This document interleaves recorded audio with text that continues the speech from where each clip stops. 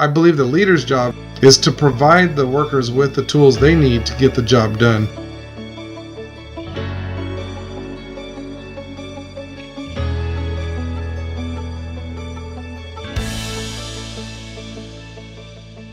Hello again, and welcome to the New World of Work podcast. I am Professor William Garrison, and today's topic we'll be talking about people leadership. What's that all about?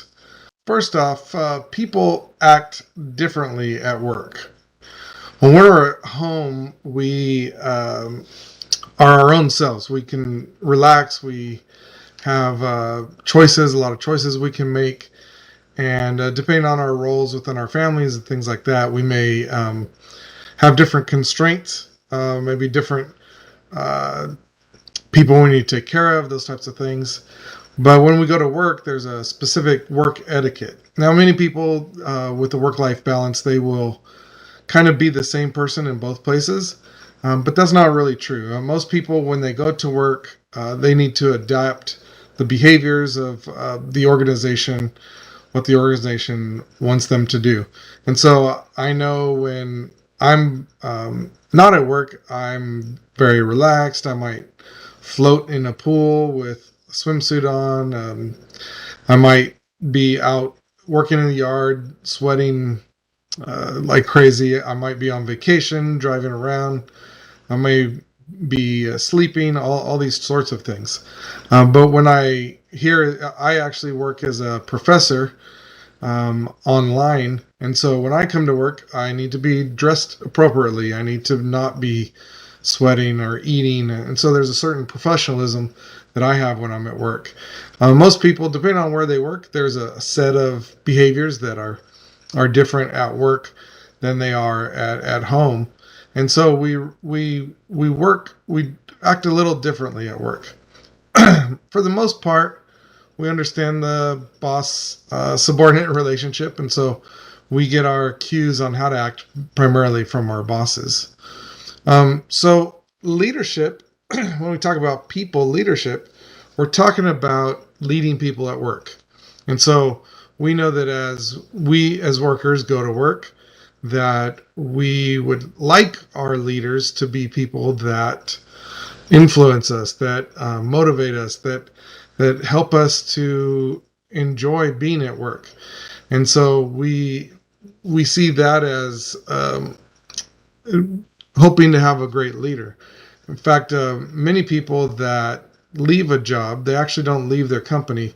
They leave their boss, or they leave their leader, their manager, because they don't feel that person is taking them or respecting them, taking them seriously or valuing them as a person. And so when we talk about leadership, I love this concept. John Maxwell says leadership is influence, nothing more, nothing less. It's the ability to influence people. And in many cases, when we're at work, we're doing things that we wouldn't do necessarily on our free time.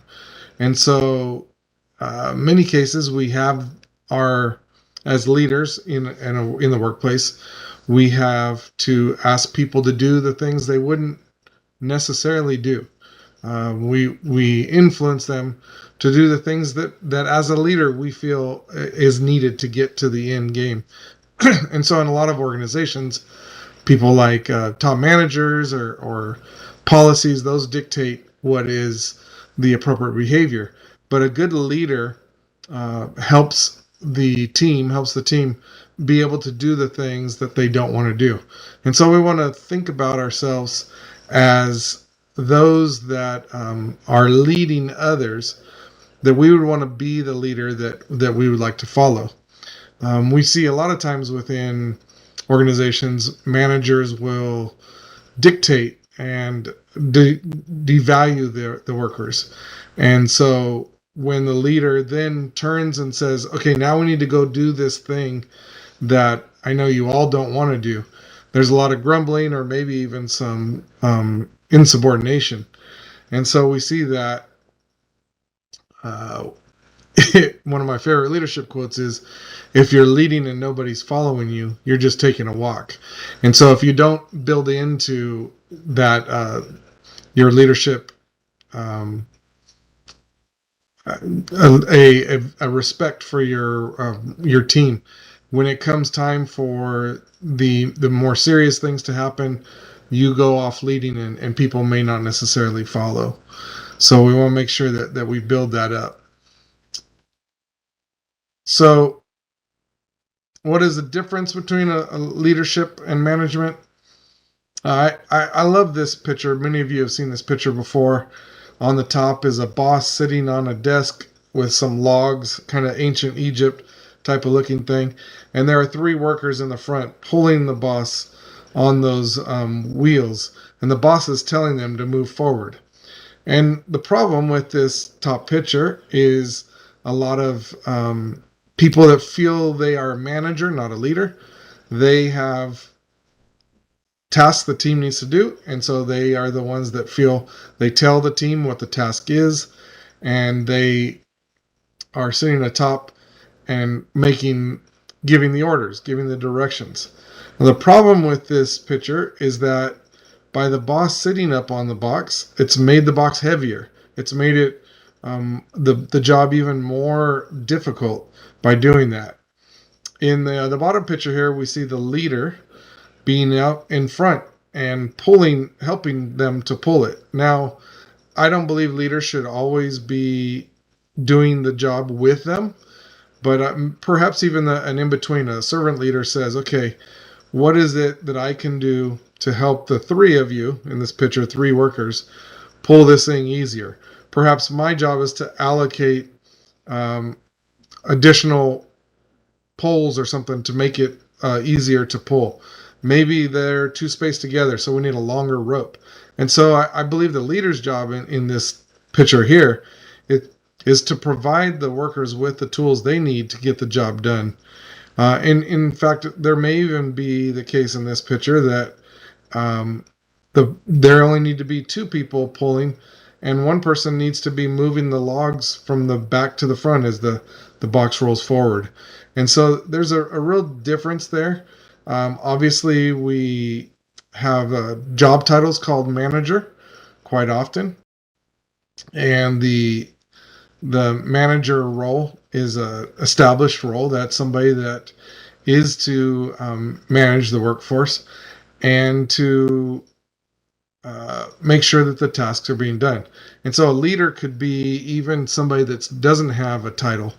We do see throughout some organizations replacing the name manager with leader. And so that's a good trend, I think. But obviously those in leadership roles have to do the 4 functions of management. That is plan, organize, lead, and control. They still need to be doing those 4 things. But when they are a true leader, they can be a dynamic manager instead. And so we, in our book, The New World of Work, we really shift the conversation from being human resource managers to being people leaders. We believe that in an organization, the head of HR, the current HR department, should be the chief people leader. And the CEO could play that role as well, be a people leader. So what is the difference between people leadership and human resources management?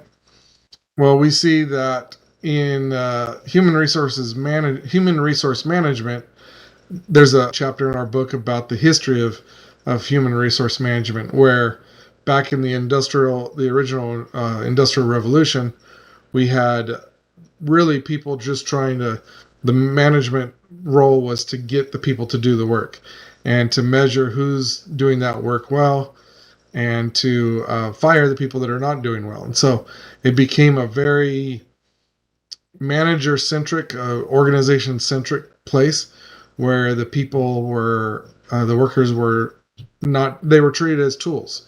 And we've seen psychology came in the mid-1900s, and we started to notice that we needed to do things to help motivate our workers and create good working conditions for our workers, and to understand the motivations of what those people are doing. And so What we have now is a fairly good scientific human resource management system that has worked well in the previous times that we had, in the old world of work brought on by the third industrial revolution of computers and such. But now we're in the digital age. We're seeing that the current human resources management systems are not centering too much on helping lead their people in the digital age. And so people leadership really is taking a look at the workforce as a valuable asset, understanding the needs of the workers, partnering them, perhaps even giving ownership incentives for the workers. And so really not taking the idea that the human is a resource to manage, but rather the people are to be led. And so that's that's kind of the difference in the scope of what we're talking about here. So what is the most important aspect of this of people leadership is that we need to make sure that we as leaders or potential leaders are really looking at our people not as a resource, but as an asset, as somebody that is very valuable, that if we treat them right, we can actually get a large amount of productivity from them. Build a sustainable productivity as well. And so I like to say that we need to lead people and manage things. So just like in that picture with the workers there, when we can manage the things, we can manage the box, the rope, the poles, but when it comes to the people, we're not managing the people, we're actually leading those people. And so we want to make sure that we're valuing those that are people in our organization.